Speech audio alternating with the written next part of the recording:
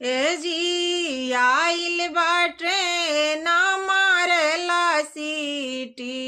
ए जी आइल बाटे ना मारेला सीटी। त हमरा नैहर से आइल बाबराना चीटी।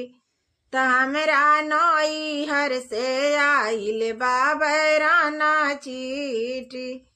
ए जी आइल बारेला मारेला सीटी।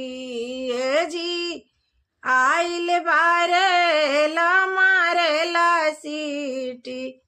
त हमरा नैहर से आइल बाबराना चीटी। त हमरा नैहर से आइल बाबराना चीटी। ए जी आलू हाया आलू आलू के चोखा।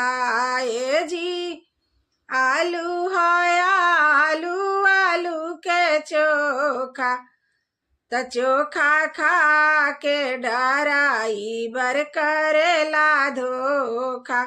त चोखा खा के डराई बर करेला धोखा। ए जी आइल बाटे ना मारेला सीटी। ए जी आइल बाटे ना मारेला सीटी। त हमरा नैहर से आइल बाबराना चीटी। त हमरा नैहर से आइल बाबराना चीटी।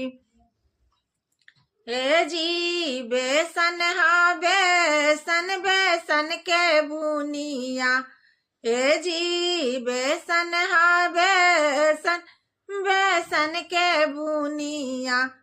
त बुनिया खा के डराई बर घूमेला दुनिया। त बुनिया खा के डराई बर घूमेला दुनिया। ए जी आइल बाटे ना मारेला सीटी। ए जी आइल बारेला मारेला सीटी। त हमरा नैहर से आइल बाबराना चीटी। त हमरा नैहर से आइल बाबराना चीटी। ए जी सतुआ हा सतुआ सतुआ के लीटी। ए